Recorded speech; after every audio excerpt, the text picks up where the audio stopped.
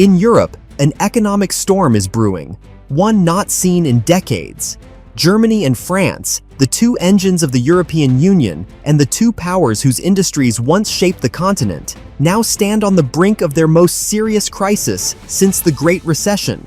Economic indicators are falling, the business activity index is sinking below critical levels, industrial orders are declining, and key sectors, above all the automotive industry, are starting to crack at the seams. According to Bloomberg and the Financial Times, Germany has officially entered a state of technical recession for the first time in 20 years. Car production has fallen by almost 15% year-on-year, exports are down, and major giants like Volkswagen, BMW, and Mercedes-Benz report declining profits and revised forecasts. Analysts at the European Central Bank warn that German industry has exhausted its old growth model based on cheap energy, low-cost labor, and stable component supplies. After the 2022 energy crisis and the break with Russia, everything went downhill. But if Germany is suffering, France is suffocating. Renault and Peugeot plants are standing idle, and the Ministry of Economy no longer hides that demand for French cars is collapsing even in the domestic market. Chinese electric vehicles, cheap and technologically advanced, are taking over Europe. According to Reuters, the share of Chinese EVs in the European market has tripled over the past 2 years, and this growth shows no sign of slowing. Inside European circles, there is already talk of a wheel-based invasion, economic, but no less dangerous than a military one. Insiders at the European Commission claim that Brussels is discussing a scenario once considered unthinkable: the partial buyout of key European automakers by Chinese corporations under the guise of anti-crisis investments. Beijing is reportedly ready to offer rescue, but at the price of control. According to Le Monde, such documents are already circulating in the economic departments of France and Germany, explicitly stating that Chinese investment funds affiliated with the PRC government are showing interest in several brands, including Renault, Opel, and even Audi's division. This is causing panic at the ministerial level. An anonymous official in Berlin told the German publication Handelsblatt that if Germany loses control over its car industry, it will cease to be the industrial heart of Europe. But it seems this process is already underway. China has managed to do what no one has achieved in 100 years: outplay Germany on its own field. The electric vehicle revolution became the key, and Beijing used it flawlessly.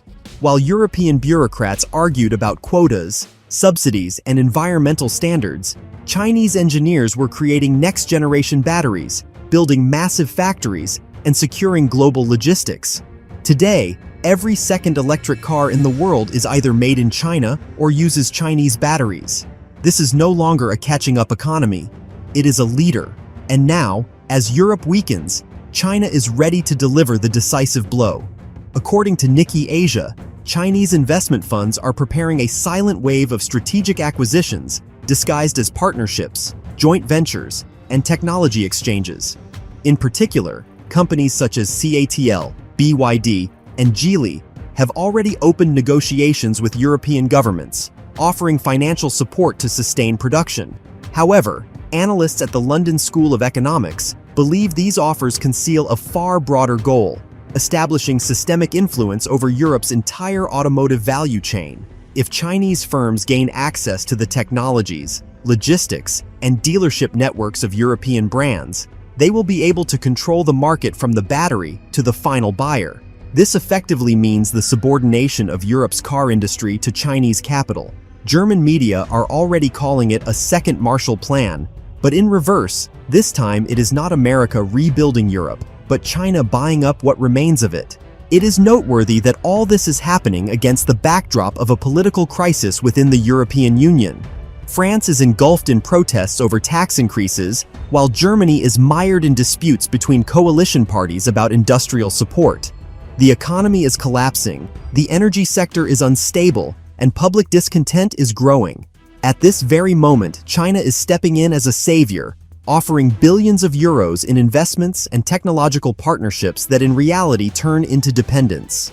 Reports by the Wall Street Journal indicate that Beijing is using the same strategy it employed in Africa and Southeast Asia: first loans and joint ventures, then control over assets. The scenario is repeating itself, only now on European soil. Particularly alarming is that some German conglomerates, according to sources cited by Deutsche Welle, are already considering partially selling shares to Chinese entities in exchange for access to cheap components and artificial intelligence technologies. Siemens, Bosch, and even Continental are conducting informal consultations with Chinese technology partners. What once seemed impossible is now becoming reality.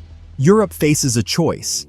Either allow China to enter its industrial gates or watch those gates collapse under the weight of its own debts and energy shortages. And China appears to have already made its move. According to the South China Morning Post, a special analytical center has been created in Beijing under the State Committee for Development and Reform, tasked with assessing which European assets should be purchased first in the event of a full-scale industrial crisis.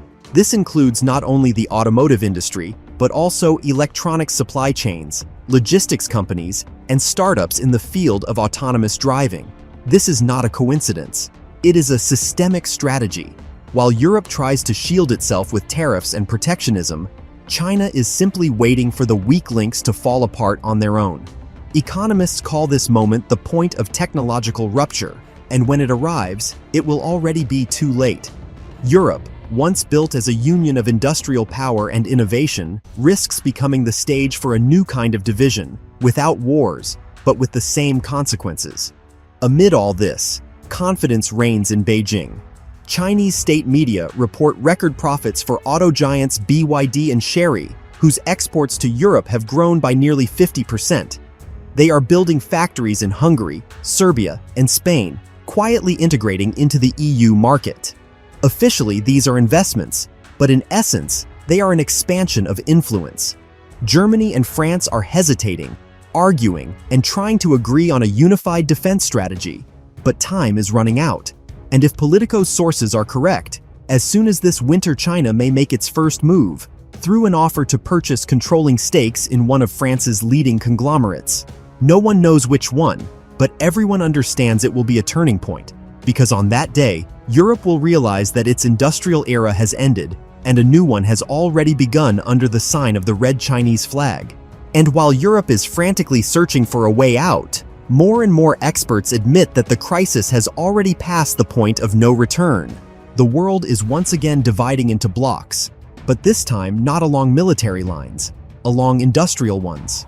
And if this process continues, the era of German autobahns and French assembly lines will remain only a memory, a symbol of how the continent that built industrial civilization became its own victim.